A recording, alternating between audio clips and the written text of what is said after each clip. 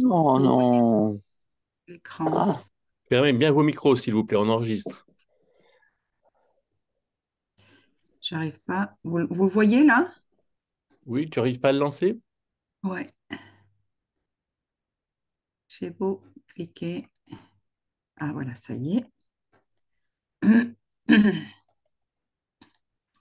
C'est bon pour vous? Vous voyez Très bien, correctement? très bien. Très bien. Donc ce matin, on va parler de construire son bonheur, hein, et on va vous donner quelques pistes, quelques leviers d'action. Alors j'aime bien ce petit dessin, hein, où as-tu trouvé ça? Je cherche ça depuis toujours et je l'ai fait moi-même, hein. Personne ne peut faire notre bonheur, nous ne pouvons faire le bonheur de personne, mais nous avons à le construire nous-mêmes. Le bonheur n'est pas une destination à atteindre, mais une façon de voyager. Alors, on va un petit peu réfléchir à qu'est-ce qu'on met dans notre bonheur, quels sont les ingrédients, les paramètres du bonheur dont nous avons besoin pour vraiment nous sentir bien, nous sentir heureux. Ça n'avance pas.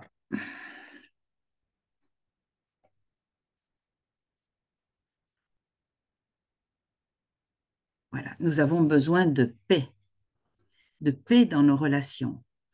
Nous avons besoin de joie dans nos circonstances. Nous avons besoin d'amour dans nos relations. Nous avons besoin de plaisir dans nos actions. Si nous avons un choix, si nous pouvons choisir, et nous pouvons toujours le faire, nous retrouverons du plaisir. On a besoin de sérénité dans nos circonstances. Et comment trouver la sérénité dans des moments difficiles? Eh bien, on aura aussi des clés.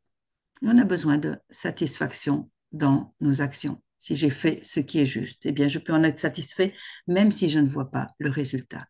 Et suivant que j'aurai plus ou moins de ces trois paramètres, que je pourrai les cultiver, les vivre, eh bien, je serai plus ou moins heureux. Mais bon, voilà, ma souffrance, d'où vient-elle? Elle vient des fois de mon action, elle peut venir de mes relations, elle peut venir de mes circonstances, hein. Je suis responsable, hein. Attention de ne pas me rajouter de la souffrance, hein, et bien comprendre que Dieu est souverain. Vous avez déjà vu petite, ce petit tableau, hein. Ce sont des grandes familles d'états d'âme, hein, qui habitent mon être intérieur.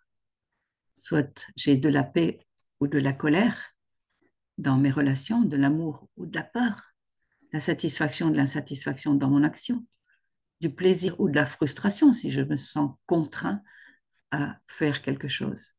Dans les circonstances, je peux éprouver de la sérénité ou de la fébrilité parce que je ne sais pas quoi faire, ou bien de la joie ou de la tristesse parce que j'ai une perte, un manque et que je ne trouve pas quelque chose qui a de la valeur et qui pourrait me rendre la joie.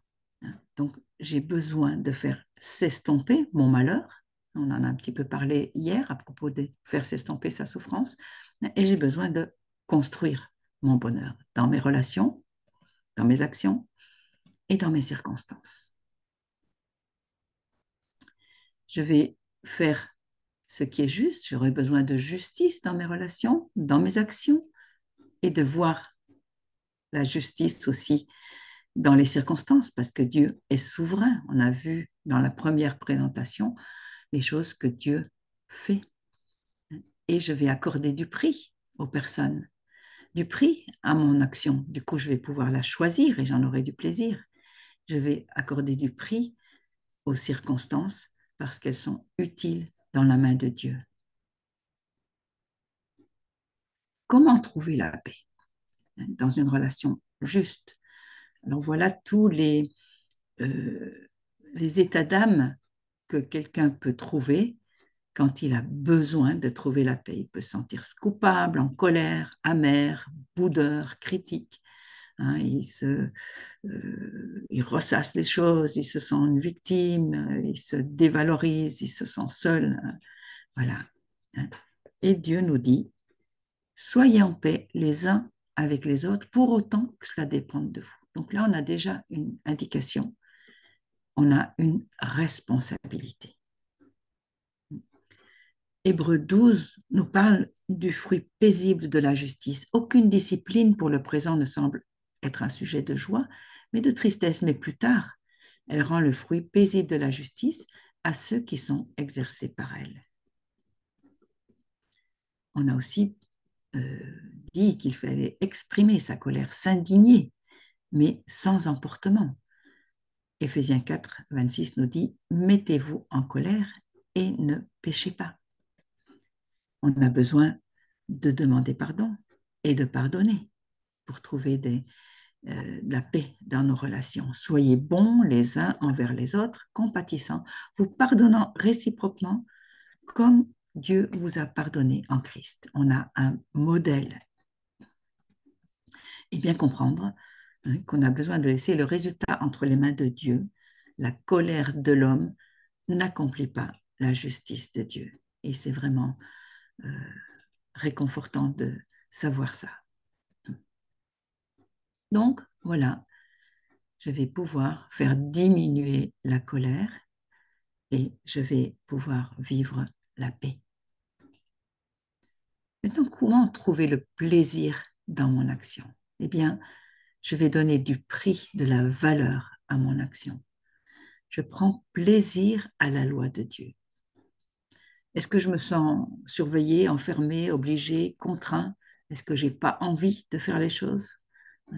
Eh bien, c'est souvent parce que je n'y donne pas de prix. Je prends plaisir dans les infirmités, dans les outrages, dans les nécessités, dans les persécutions, dans les détresses pour Christ. Quand je suis faible, alors je suis fort. Le verbe grec, c'est eudokeo, c'est sembler bon. Et du coup, comme ça me semble bon, je vais le choisir. Donc, je vais donner du prix à mon action. Et du coup, je vais agir par conviction que ça a de la valeur, que ça a du prix, et non par contrainte. Et je vais en éprouver du plaisir. Alors, on peut mettre son plaisir dans des choses qui ne sont pas bonnes. Les hommes seront égoïstes, amis d'argent, fanfarons, hautains, blasphémateurs, rebelles à leurs parents, ingrats, irréligieux, insensibles, déloyaux, comme le calomniateur, intempérant, cruel, ennemi des gens de bien, traître, emporté, enflé d'orgueil, aimant le plaisir plutôt que Dieu, ayant l'apparence d'appétit, mais reniant ce qui en fait la puissance. Donc, ou à quoi je donne du prix. On voit aussi qu'on peut faire les choses par contrainte à cause du regard des autres. Que chacun fasse selon ce qu'il s'est proposé dans son cœur, non à regret ou par contrainte. Le regard de Dieu est plus important que le regard des autres. Donc je suis appelée à un choix de liberté et non de contrainte pour être bienheureux dans mon action. Celui qui aura regardé de près dans la loi parfaite, celle de la liberté, et qui aura persévéré, n'étant pas un auditeur oublieux, mais un faiseur d'œuvre, celui-là sera bienheureux dans son faire. Donc on voit cette liberté de choix sous le regard de Dieu, et ça va me permettre de faire mon action sans me condamner et d'en éprouver du plaisir. Donc je vais faire diminuer ma frustration qui vient de la contrainte et je vais être dans le paramètre du plaisir. Maintenant, comment trouver la joie? Dans le prix que je vais accorder aux circonstances. Est-ce que je suis triste, abattu, affligé, dégoûté, vide, désolé? L'apôtre Paul, quand il écrit aux Philippiens, il est en prison. Et c'est pourtant l'épître où il y a le plus d'occurrences du mot joie, se réjouir, être content. Parce que dans ces circonstances difficiles, eh bien, il trouve des choses qui le réjouissent. De toute manière, je me réjouis et je me réjouirai. Et il y a aussi toutes sortes de joies. Là, il parle d'Épaphras, qui recommande d'accueillir avec toutes sortes de joie. On voit que ce verset de Philippiens 1,17, où il y a des personnes qui annoncent le Christ par esprit de parti, non pas purement, croyant susciter de la tribulation pour mes liens, en plus pour lui faire du tort, mais toutefois, de toute manière, soit comme un prétexte, soit en vérité, Christ est annoncé. En cela, je me réjouis et aussi je me réjouirai. Voilà le prix que dans ces circonstances d'être trahi, d'être accusé, eh bien, Paul trouve Christ est annoncé et il s'en réjouit. Donc, on a besoin d'avoir de bonnes lunettes. Estimez-le comme une parfaite joie, mes frères, quand vous serez en but à diverses tentations, sachant que l'épreuve de votre foi produit la patience, mais que la patience est son œuvre accomplie afin que vous soyez parfaits et accomplis, ne manquant de rien. Voilà les circonstances qu'on est en train de vivre. Eh bien, Dieu les conduit pour quelque chose. Ça a un sens et une utilité. Donc, je peux leur donner du prix et en être réjoui. On voit que le profit, c'est Dieu qui donne ce profit. Que vous soyez sans reproche et purs, des enfants de Dieu irrépréhensibles, au milieu d'une génération dévoyée, pervertie, parmi lesquels vous brillez comme des luminaires dans le monde, présentant la parole de vie pour que j'aie motif de me glorifier au jour de Christ. Ce sera la preuve que je n'ai pas couru en vain ni travaillé en vain. Et même si je sers d'aspersion sur le sacrifice et le service de votre foi, j'en suis joyeux et je m'en réjouis avec vous tous pareillement. Vous aussi, soyez-en joyeux et réjouissez-vous-en avec moi. Voilà, il y a du profit à accepter de vivre ces choses difficiles en voyant plus loin, en voyant ce que Dieu va en faire, le profit qu'il veut nous en faire, nous donner. Et puis donc l'histoire d'Épaphras qui va visiter les Philippiens et Paul encourage les Philippiens à le recevoir avec toutes sortes de joie. Donc on va faire diminuer la tristesse pour augmenter la joie. La satisfaction. On a vu que Dieu conduit. Soyez remplis de la connaissance de sa volonté. Dieu nous explique des choses, nous montre des choses. Il nous donne de la sagesse, de l'intelligence pour marcher d'une manière digne. On a besoin de discerner la volonté de Dieu. Et du coup, y marcher, je ferai ce qui est juste devant lui et je peux en être satisfait, même si je ne vois pas encore le résultat. Je n'ai pas à me laisser influencer. Je vous exhorte, frères, par les compassions de Dieu, à présenter vos corps en sacrifice vivant, saint, agréable à Dieu, ce qui est votre service intelligent. Et ne vous conformez pas à ce siècle, mais soyez transformés par le renouvellement de votre entendement pour que vous discerniez quelle est la volonté de Dieu, bonne, agréable et parfaite.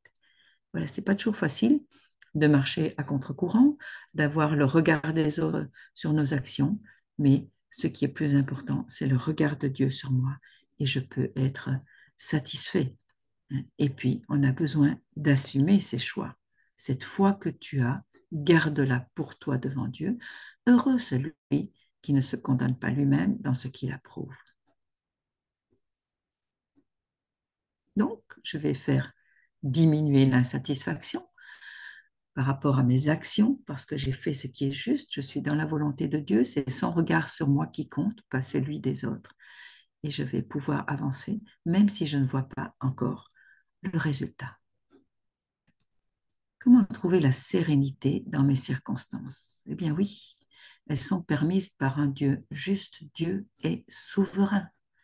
Et ce n'est pas volontiers qu'il afflige les fils des hommes. Et c'est dans le calme et la confiance que sera notre force.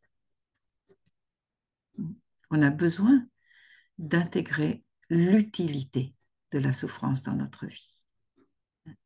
On voit que Pierre, qui parle dans sa première épître, beaucoup de souffrance, mais aussi d'obéissance, si je sais ce que j'ai à faire dans ces moments de souffrance, si je comprends qu'il y a un sens et une utilité dans ce que je vis, eh bien, je vais pouvoir le vivre calmement. Il y a deux côtés à la souffrance qu'on vit.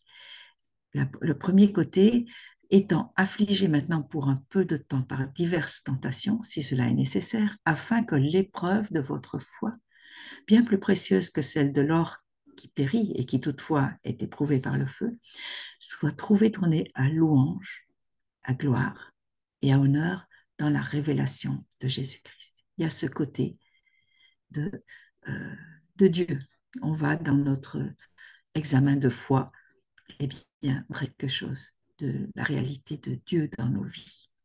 Et puis, au 5e chapitre, on voit de vous un petit peu le, le Dieu de toute grâce qui vous a appelé à sa gloire éternelle dans le Christ Jésus, lorsque vous aurez souffert un peu de temps. J'aime bien cette répétition de un peu de temps.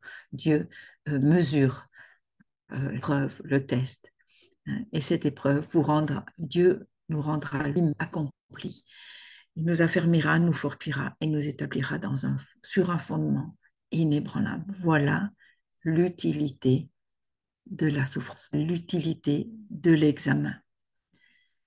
On a besoin de connaître que Dieu est souverain, un souverain bienveillant. Il vaut mieux souffrir, si telle est la volonté de Dieu, en faisant le bien qu'en faisant le mal. Et on a le modèle du Seigneur Jésus. Christ souffert, vous laissant un modèle. Lorsqu'on l'outrageait, il ne rendait pas l'outrage.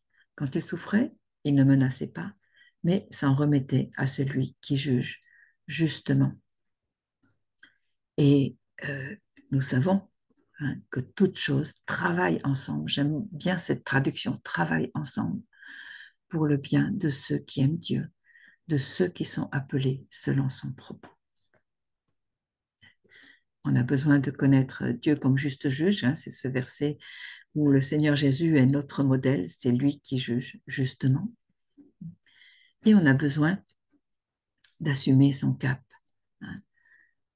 Voilà, que ceux aussi qui souffrent selon la volonté de Dieu remettent leurs âmes en faisant le bien à un fidèle créateur. Voilà, Dieu est, il est fidèle et on peut vraiment être assuré. Et il est là pour nous aider à persévérer, à continuer en faisant le bien. Puis si vous êtes outragés pour le nom du Christ, vous êtes heureux, car l'Esprit de gloire, l'Esprit de Dieu repose sur vous. Dieu est là, avec nous. On n'a pas à être désemparé, on n'a pas à être partagé, ne pas savoir que faire, chargé, perdu, impatient, déçu. Non, Dieu est là et il est un Dieu qui conduit, qui est juste, qui est souverain, un souverain bienveillant. Donc je vais faire diminuer mon impatience, ma fébrilité et je vais cultiver la sérénité. Dernier point, trouver l'amour dans mes relations. Est-ce que je donne du prix à mon prochain? Jean-Philippe nous donne une belle définition d'aimer. Et on sait que Dieu nous rend capables de décider d'aller vers l'autre avec un projet bienveillant. Et puis, mon état intérieur va être rempli d'amour. Si je n'ai pas l'amour, je ne suis rien, cela ne me profite de rien. Je suis creux, je suis égoïste, je suis dans la recherche d'être aimé, mais ce n'est pas profitable. Aimer, c'est ici l'amour que nous marchions selon ses commandements. Et le commandement de Dieu, c'est tu aimeras le Seigneur ton Dieu de tout ton cœur, de toute ton âme et de toute ta force et de toute ta pensée, et ton prochain comme toi-même. Le Seigneur le rappelle. Ou aussi, comme vous voulez que les hommes vous fassent, vous aussi faites-leur de même. Et souvent dans le monde, on dit ne faites pas aux autres ce que vous ne voulez pas qu'on vous fasse. Mais c'est l'inverse. C'est l'autre côté que le Seigneur Jésus a mis en avant. Faites comme vous voulez que les hommes vous fassent, vous aussi faites-leur de même. Et c'est un commandement à la fois ancien et nouveau. Pourquoi il est nouveau? Parce que la mesure n'est plus comme toi-même, mais comme je vous ai aimé, dit le Seigneur. Et là, c'est vraiment une autre mesure. Et puis, le manque d'amour va générer la peur. Si j'ai peur de l'autre, c'est que je ne me sens pas capable d'aller vers lui. Et pourtant, Dieu me rend capable. Notre capacité vient de Dieu. Dieu verse son amour en nous par son esprit. Nous avons l'esprit de Dieu, donc nous sommes capables d'aimer.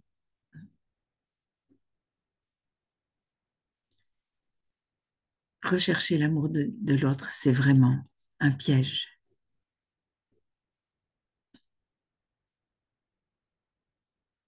Ne servant pas comme voulant plaire aux hommes, mais esclaves de Christ, faisant de cœur la volonté de Dieu. Le regard des autres est toujours quelque chose d'enfermant si je le mets au-dessus du regard de Dieu. L'amour ne périt jamais. Et on a aussi ce verset dans le Cantique des Cantiques. Si un homme donnait tous ses biens, tous les biens de sa maison pour l'amour, on l'aurait un profond mépris. L'amour ne s'achète pas, l'amour ne se commande pas, il se donne, c'est un choix, c'est une décision personnelle. Et donc, je vais faire diminuer la peur pour cultiver l'amour. Donc, voilà, j'ai un bonheur construit qui est de ma responsabilité. Est-ce que je mets de la justice dans mes relations pour éprouver de la paix au lieu de la colère? J'aurais peut-être besoin d'apprendre à pardonner, à demander pardon. Est-ce que je mets de la justice dans mes relations? Je construis mon bonheur. Est-ce que j'ai de la liberté dans mes actions? Est-ce que je choisis parce que je suis convaincue qu'elles ont du prix, qu'elles ont de la valeur aux yeux de Dieu?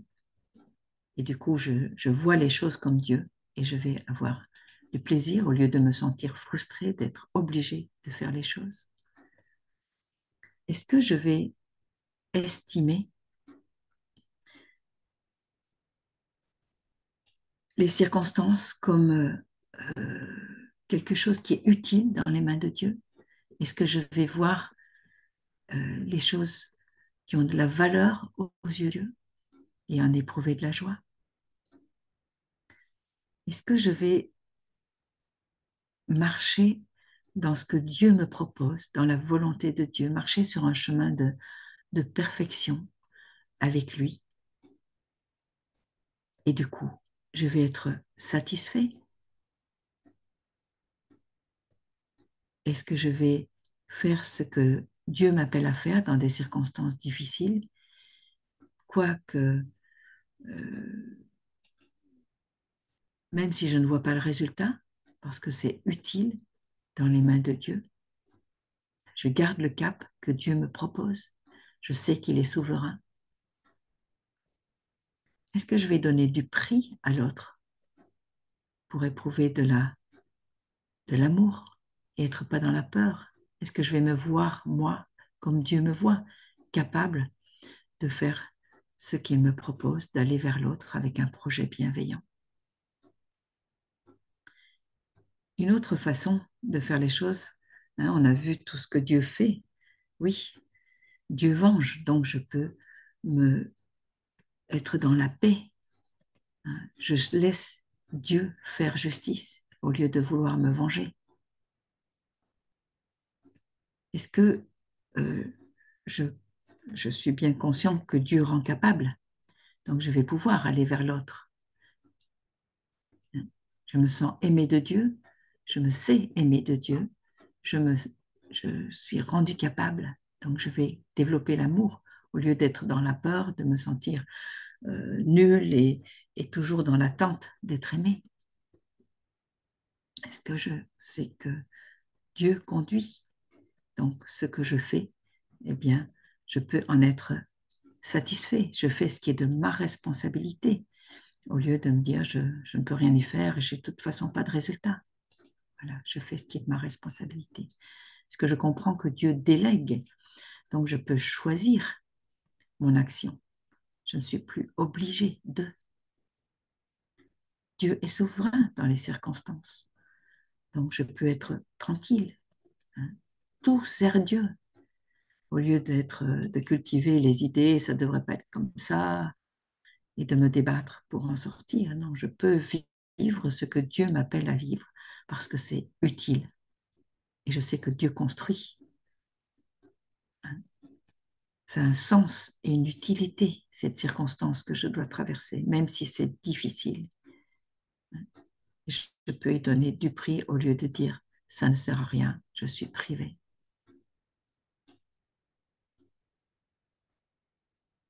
Quelques petites phrases pour s'encourager. Ce n'est pas difficile de prendre une décision quand vous savez ce que sont vos valeurs. Si je donne du prix à quelque chose, ça ne va pas être difficile de le choisir. Ça, c'est une petite image que Nani nous avait envoyée. Le voyageur dit, quel temps allons-nous avoir aujourd'hui? Et le berger, la sorte de temps que j'aime bien. Mais comment vous savez que la sorte de temps, que ce sera la sorte de temps que vous aimez? Je me suis rendu compte, monsieur, que je ne peux pas toujours obtenir. Alors, j'ai appris à aimer ce qui m'est donné. C'est pourquoi je suis parfaitement sûre que nous allons avoir la sorte de temps que j'aime bien. Mère Teresa qui dit certaines personnes entrent dans ta vie en tant que bénédiction, d'autres en tant que leçon. Alors après, c'est toute l'insatisfaction. Je voudrais être plus grand, je voudrais être plus petit, je voudrais ne pas vieillir, je voudrais faire un procès au fast-food. Nous devrions trouver la paix, dit celui qui brandit les armes. Ma responsabilité dans le jardin de mes pensées pour cultiver, pour construire mon bonheur. Mon Dieu, donnez-moi la sérénité d'accepter les choses que je ne peux changer et le courage de changer les choses que je peux et la sagesse d'en connaître la différence. Et puis j'aime bien cette petite image. L'amour, c'est de prendre soin de l'autre, même quand tu es énervé. Voilà, c'est la fin